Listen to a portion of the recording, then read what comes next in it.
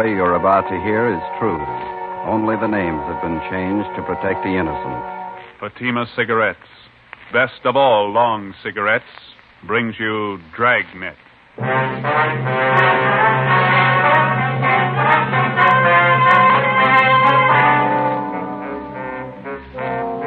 You're a detective sergeant. You're assigned to homicide detail. A woman has been murdered, her identity unknown. The body shows the marks of a savage attack. Your job, find the killer. If you want a long cigarette, smoke the best of all long cigarettes. Smoke extra mild Fatima. Yes, Fatima is the king-size cigarette which contains the finest Turkish and domestic tobaccos superbly blended to make it extra mild, to give Fatima a much different, much better flavor and aroma than any other long cigarette. That's why Fatima has more than doubled its smokers coast to coast. Enjoy extra mild Fatima yourself. Best of all, long cigarettes. It's wise to smoke extra mild Fatima. It's wise to smoke extra mild Fatima.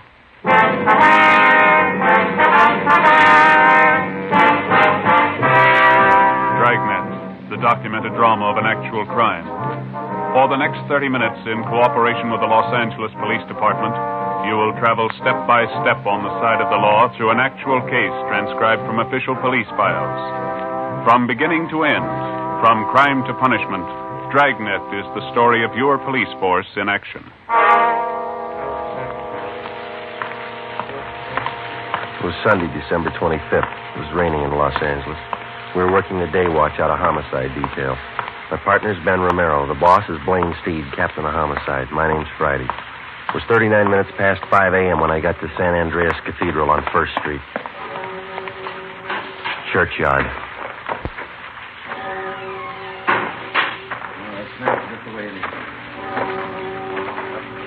Hi, Dave. Hi, Joe. Body's over here. All right. Merry Christmas, huh? Yeah. Section from the church found it about an hour ago. Have a look. Pretty brutal. Yeah. Okay. Who is she? No identification. The coroner checked the body yet? Yeah. How long's she been dead? When it started raining. About midnight, didn't it? Yeah. The ground's dry under the body. Oh, been dead 5 or 6 hours, I'd say. Ben get here yet? Yeah, he's helping Claudio check the area. This park here, is this all a part of the church grounds? I think so. I was stuck out of this rain for a minute. There's an alcove over there by the church. Yeah, look. How much we got to go on, Dave? Not much. Motive looks like robbery. Yeah. Found a woman's purse near the body. Pretty well picked over. Purse is wet. Lee Jones is dusting the contents for prints. Coroner's checking. Any idea what the killer used in the woman's face? Coroner figures a sharp instrument of some kind. A nasty one. Yeah. Friday, you look wet. Hi, Lee. So do you. Everything happened on Christmas. Purse was soaking wet. Ordinary black handbag, huh? Raise any prints on the stuff inside? Not a one. Here, you can check the contents. Thank you, Lee. Let's see. Small comb. Most of the teeth out of it. 3 pennies. Hairpins, mirror, lipstick. That's it, Holly. A couple more things. Yeah.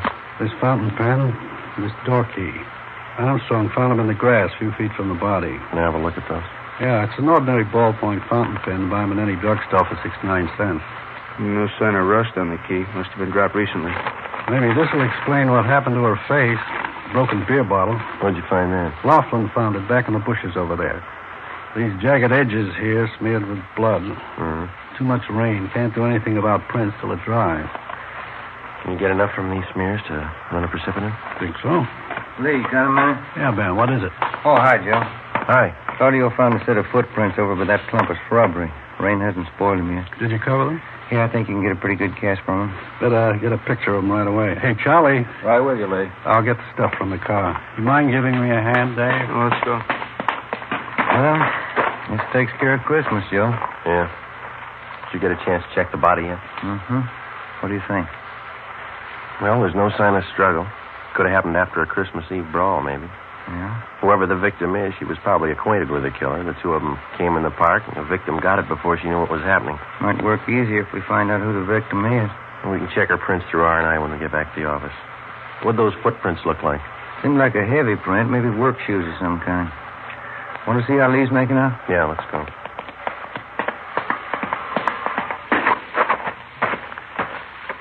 Gonna miss Christmas dinner again this year. Footprint, fountain pen, and key. Where do we start? It's a cheap pen. They sell thousands of them. Want to smoke? Oh, thanks. Footprints will help convict the killer. Gotta find him first. Thank you. I don't know. Maybe we can work a switch. How's that? Find the lock that fits the key.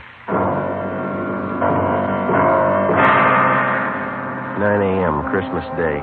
Sergeants Dave Arroyo, Robert Claudio, Ben, and I went back to the office and took stock of what we had to work with. It wasn't much. The woman had been murdered. Who was she? Why was she killed? Who was the killer? Dave and Claudio had the dead woman's fingerprints taken, and they were run through the record bureau. Ben and I checked with Lee Jones at the crime lab. The results of the precipitant test showed that the type of blood found on the broken beer bottle matched that of the victim. From the casts of the foot impressions found at the scene of the killing, Lee estimated that they were made by a person approximately 5 feet 9 inches tall, weighing about 160 pounds. He figured the foot gear must have been of a heavy type, either a boot or a dress shoe with thick double soles, size 11. 9:40 a.m. We checked in at the basement of the Hall of Justice, the county morgue.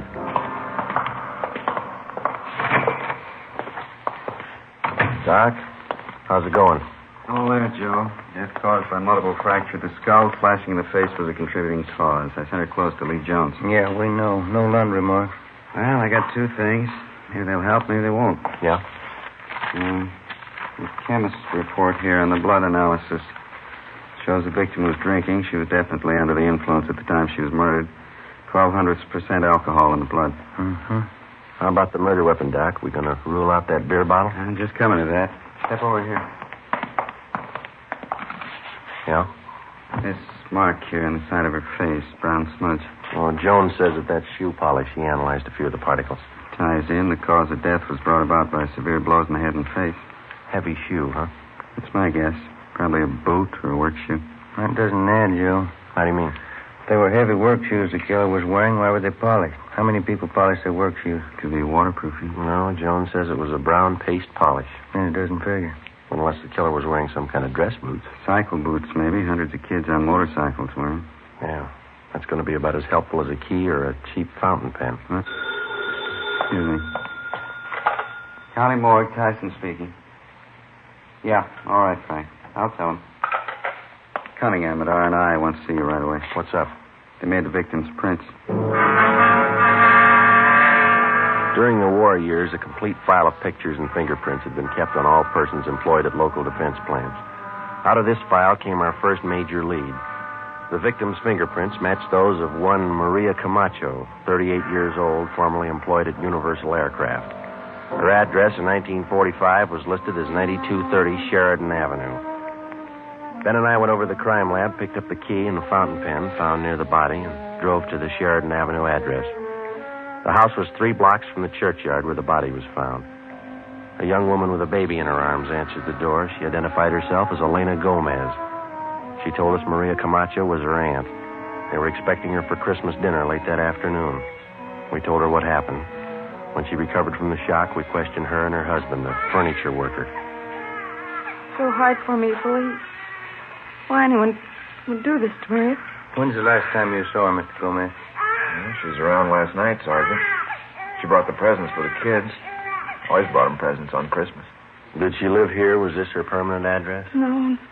She stayed with us during the war when Ray was overseas. When he came back, she took a room down the street. I can give you the address. All right. What time did Maria leave the house last night? Well, let's see.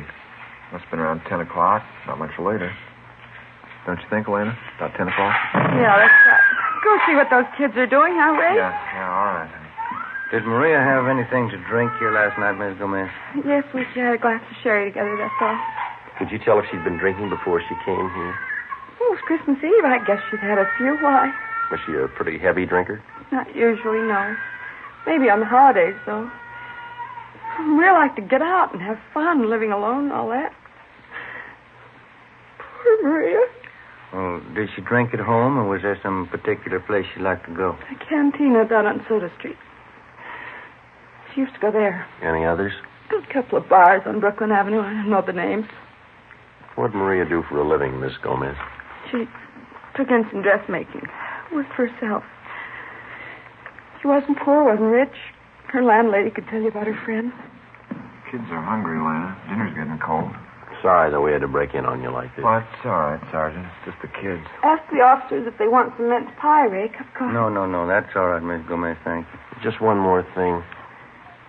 Would you look at these, please? This pen. Sure, that's Maria's. Look, Ray, Maria's pen. Mm-hmm. Now, how about this key? No, I never saw that before. Neither did I.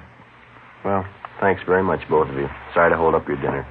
Oh, that's all right. We're not hungry. Hey, maybe I could fix you a turkey sandwich. No, thank you, Jeff. The same we have to be going. We'll contact you later on. Here's our card. All right. I can't think of a reason, Sergeant. Why someone would kill her. Why would they kill Maria? Poor Maria. Come on, Jenny. Come on. Nice kid. Seem to be having a good Christmas.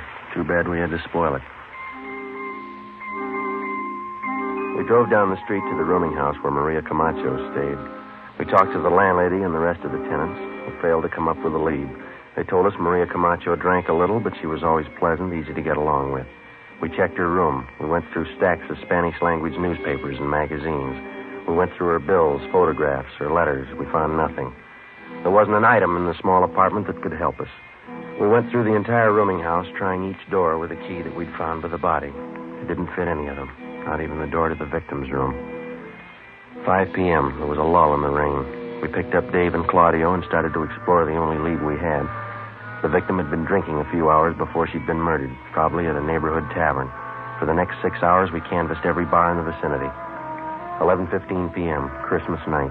The four of us met in a combination bar restaurant at Brooklyn and Soto for a bite to eat. You had as much luck as we did, huh? Nothing, Dave. Everybody we talked to knew the woman. Nobody saw her Christmas Eve. We picked up the names of a dozen friends of hers from the bartenders. Checked them out. They couldn't tell us anything. Well, we still got another dozen bars to cover at least. She must have been in one of them last night. Wish we'd find it. My wife's sure mad. You got company, so's mine. All right, gentlemen. Who had the grilled ham sandwich? I did. All right. And the 3 hamburgers? Yep. There we go. Our plate. You got some ketchup, please? Sure. Say you wouldn't like a little eggnog to go with that. It's good. I make the batter myself. No. Thank you very much. There is something you can do for us. Yes, sir? Would you look at this picture? All right. See if you can identify this woman. Sure looks like Maria. Yeah, that's her. You know her? Was she in here last night, do you know? Yeah, she was. What time was she in? Oh, about 11:30. Why? Was she with somebody? Oh, half a dozen of them at least. Maria, another woman, and 4 or 5 men. Were they drinking? Well, they were well behaved. Just having a little Christmas cheer, that's all. They like my eggnog. And what time did Maria leave? Do you remember?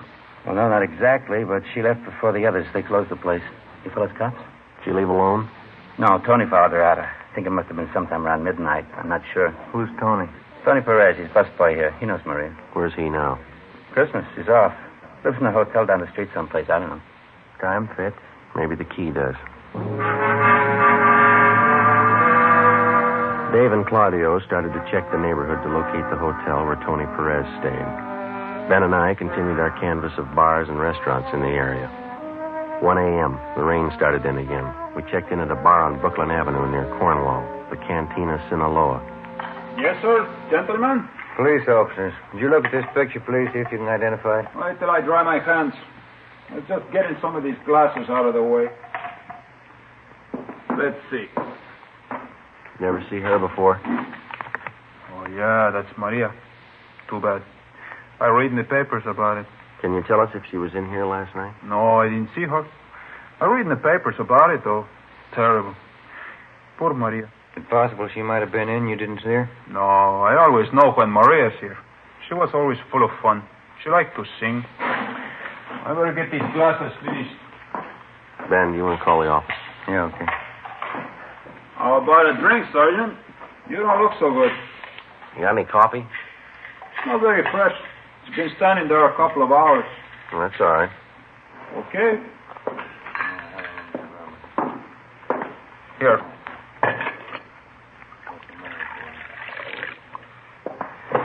Here's the sugar. Hey, thank you.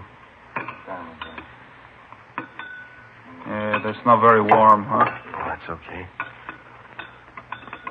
What do you think, officer? The guy was crazy? I don't know. Ah, he must have been crazy. Lots of nice rain. That's good for the farmers. Yeah. Sure. You ever see this key before? Let's see. I don't know. Joe. Yeah. Dave and Claudio found the hotel that picked up Tony Perez. Took him in. What'd he tell him? Dave says they're talking to him now. He won't say much. Did they find anything on him? He's wearing a pair of dark brown boots. Yeah.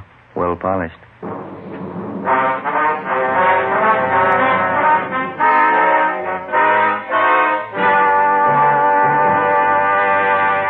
You are listening to Dragnet, the case history of a police investigation presented in the public interest by Fatima Cigarettes. If you smoke a long cigarette, it will be in your interest to listen to a typical case history of a Fatima smoker. It's the case of skater Larry Jackson, one of the stars of the Los Angeles Ice Capades. This is his actual signed statement. When the excitement of the show is over, a mild cigarette is important for smoking enjoyment. I found Fatima's the most enjoyable king-size cigarette because it's extra mild. I agree, it's wise to smoke extra mild Fatima. And so do more and more smokers every day. Actual figures show extra mild Fatima has more than doubled its smokers coast to coast. So enjoy extra mild Fatima yourself. The king-size cigarette, which contains the finest Turkish and domestic tobaccos, superbly blended to make it extra mild. You will prefer Fatima's much different, much better flavor. You will agree. It's wise to smoke extra mild Fatima. It's wise to smoke extra mild Fatima. The best of all long cigarettes.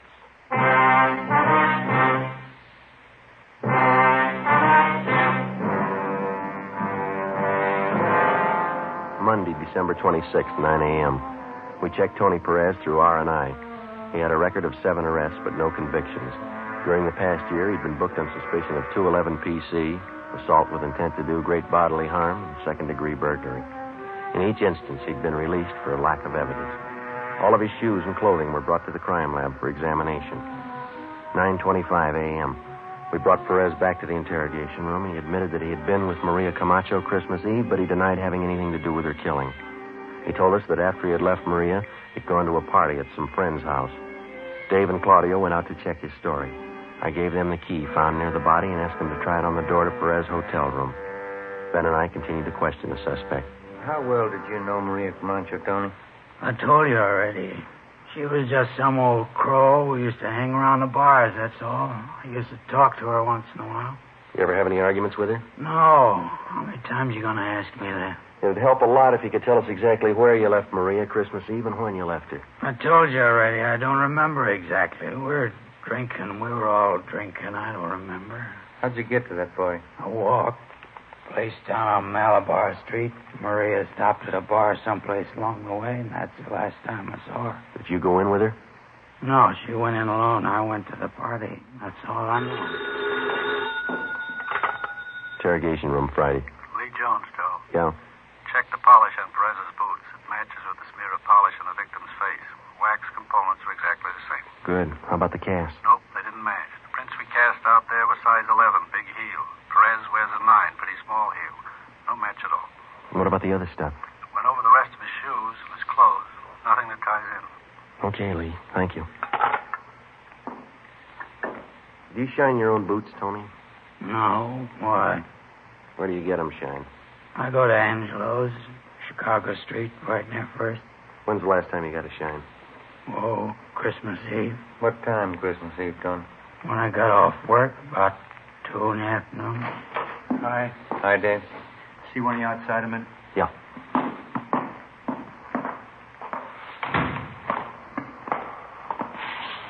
Perez telling the truth about the party. He was there. We timed out how long it would take him to walk from the restaurant to the party. Yeah? Pretty close. Friends say he got to the party about 12:30. Doesn't look like he had time to kill that woman. Well, where does that leave us?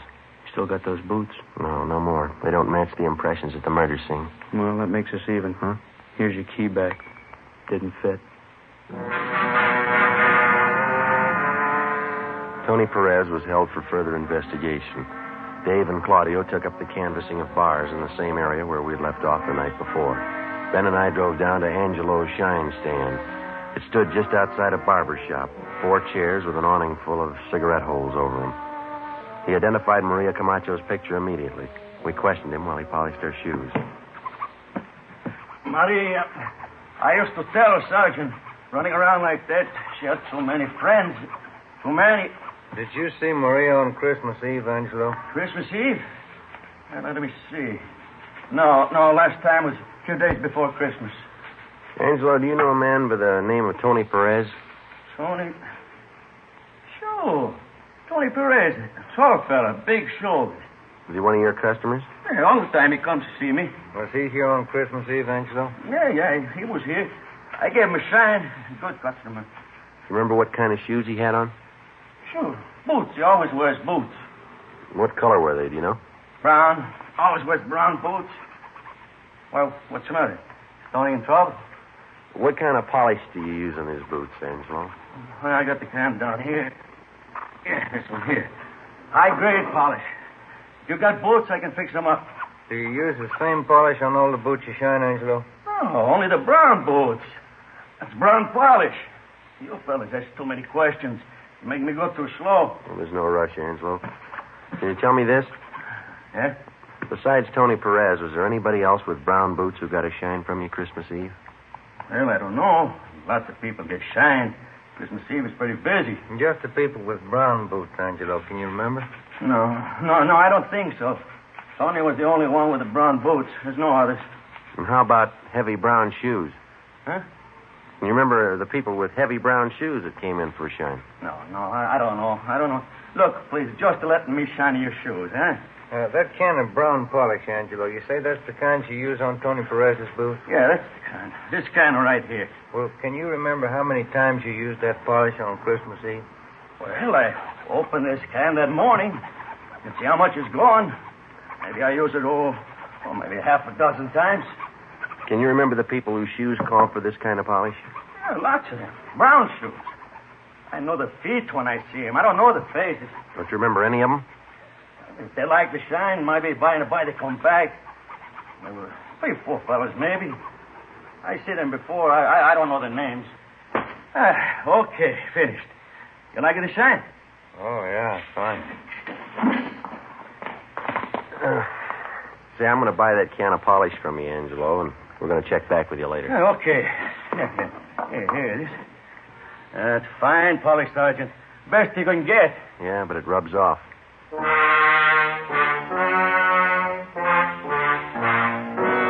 December 26th, 5 p.m. We drove back to the crime lab and had Lee Jones analyze the can of shoe polish. It matched exactly with the particles of shoe polish taken from the victim's body and from the boots of Tony Perez. We arranged for a stakeout at Angelo's shine stand.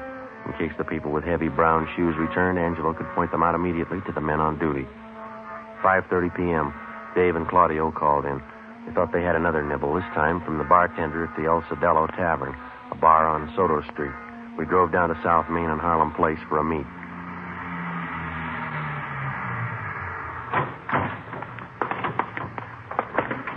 Hi, Dave. Hi. Figured we better move on this tonight. What's the pitch? Bartender on Soto tipped me that Maria Camacho was in his place Christmas Eve. Said it was a little after midnight. Yeah? Said she had a drink, left the place about 10 minutes past 12 with a guy called Frank Talano. Nosed around, found Miss Talano works at the Midnight Mission. Over there. All right, let's go. This it, Dave? Yeah. Good Friends Mission. Come in for a nice, warm, spiritual bath. Coffee and soup free. Watch the stairs. Yeah. Now, brothers, I only hope that our little meeting here has brought you closer and made your souls to glow with the great and glorious light of the Spirit. And yes, brothers, if we be not born again of that light, as the book says, we'll be damned, brothers. Damned. Amen. Amen. Now, brothers, while Sister Myrtle Ferguson plays one of her stirring marches, let's join arms, brother to brother, and march into the lunchroom where, through the kind graces of one of our benefactors, Pete Boudouris of the Acropolis Cafe, each one of you will be entitled to a bowl of turkey soup, some of Sister Wilson's homemade bread, and a cut of mince pie. Sister Ferguson, march.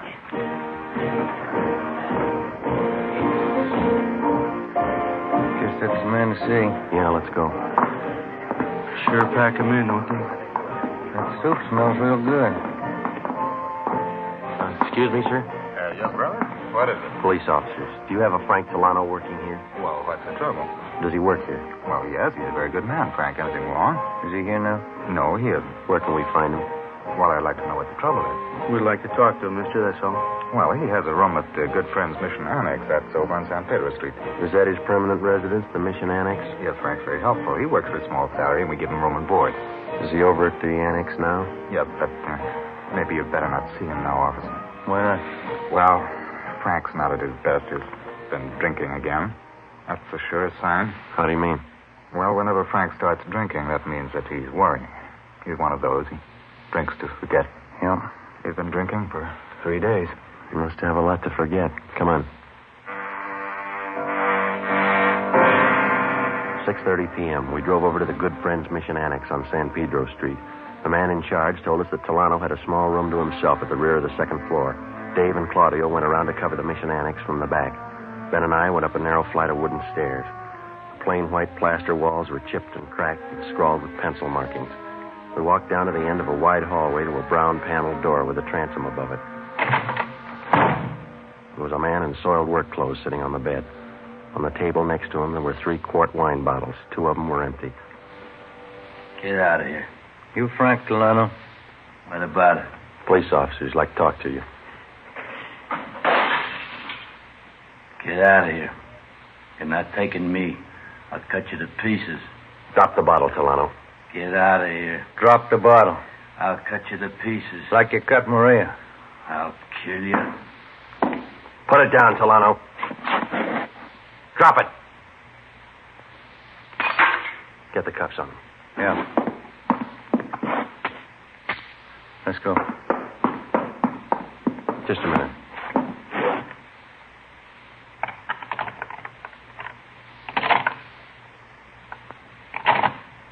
Yeah, it fits.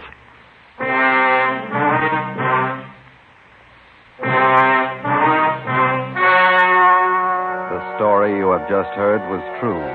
Only the names were changed to protect the innocent. On March 7th, trial was held in Superior Court, Department 94, City and County of Los Angeles, State of California. In a moment, the results of that trial. It's amazing how many long cigarette smokers are changing to extra mild Fatima. Here is the actual report. From coast to coast, extra mild Fatima has more than doubled its smokers. Yes, more and more smokers every day are discovering that Fatima is the king-size cigarette that is extra mild. Extra mild because it contains the finest Turkish and domestic tobaccos superbly blended to make it extra mild, to give it a much different, much better flavor and aroma. Enjoy extra mild Fatima yourself. Best of all, long cigarettes. It's wise to smoke extra mild Fatima. It's wise to smoke extra mild Fatima.